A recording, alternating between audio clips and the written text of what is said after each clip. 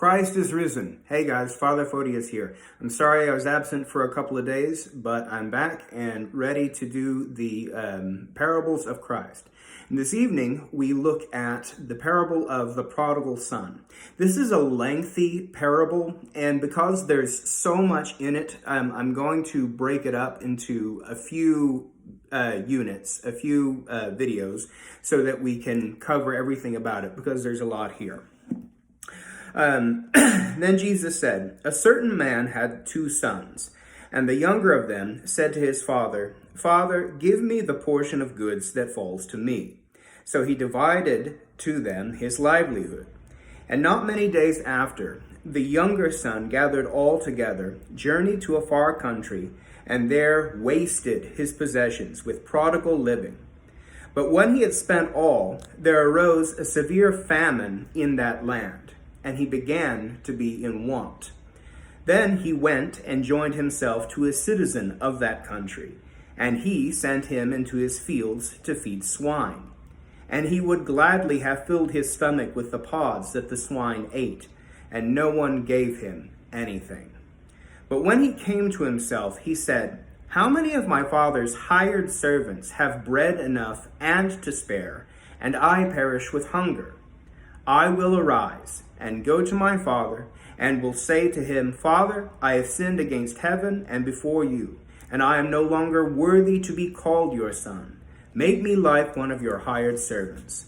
And he arose and came to his father. But when he was still a great way off, his father saw him and had compassion, and ran and fell on his neck and kissed him.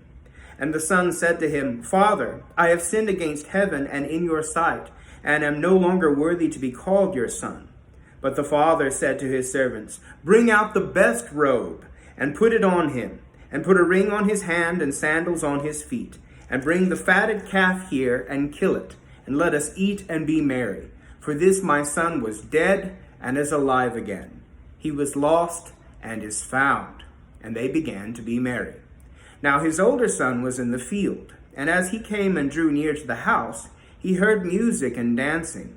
So he called one of the servants and asked what these things meant. And he said to him, Your brother has come, and because he has received him safe and sound, your father has killed the fatted calf. But he was angry, and would not go in. Therefore his father came out and pleaded with him. So he answered and said to his father, Lo, these many years I have been serving you. I never transgressed your commandment at any time, and yet you never gave me a young goat that I might make merry with my friends. But as soon as this your son came, who has devoured your livelihood with harlots, you killed the fatted calf for him.' And he said to him, Son, you are always with me, and all that I have is yours.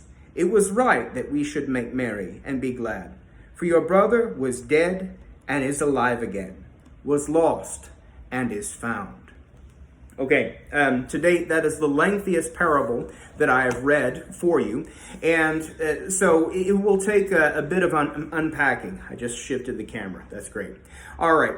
The first thing that we need to pay attention to is the thanklessness and the self-centeredness of the younger son at the beginning of the parable.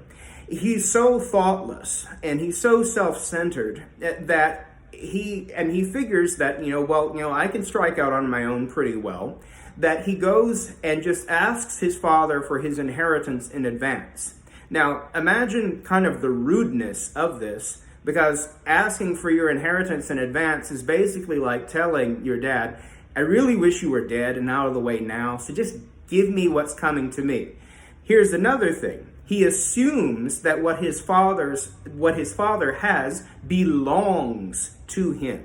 Okay, that it's not a gift, but that it's rightfully his. All right, and we see this not just with young people, but we see this with all people. People presuppose that certain things are due to them. And truth be told, when we head out on the path of sin, this is what we're thinking, that we're entitled to something. We are owed something. And we notice the reaction of the loving father. He gives him the inheritance, and he respects his son's freedom. He doesn't restrain him. And then the son departs from the father's house into a far country. This is altogether significant. He departs from the Father's house. When we sin, we depart from God. We go away from him into a far country. It is as if we have gone into a far country. And we have with us those things which God has given us, but what are we using them for? Well, we are using them for selfish reasons. And indeed, we see that he goes into this far country and wastes it on prodigal living. He's gambling, there are prostitutes, there's wine, there's any number of things that he really shouldn't be doing. He's doing that. And so long as the money lasts, the good times keep coming. But there comes a point where the money runs out and the good times stop. And then there is a famine in that land. Okay? That famine is representative of a spiritual dryness that we sense whenever we have departed from God, when we are living a life of sin, when we are living for ourselves. It is a famine. Okay? And in a famine, no one can be nourished. And we're not being nourished. We're starving. We need something of substance. So we'll pause with that for tonight, and we'll continue with more of the parable of the prodigal son tomorrow night. God bless you guys. Bye-bye.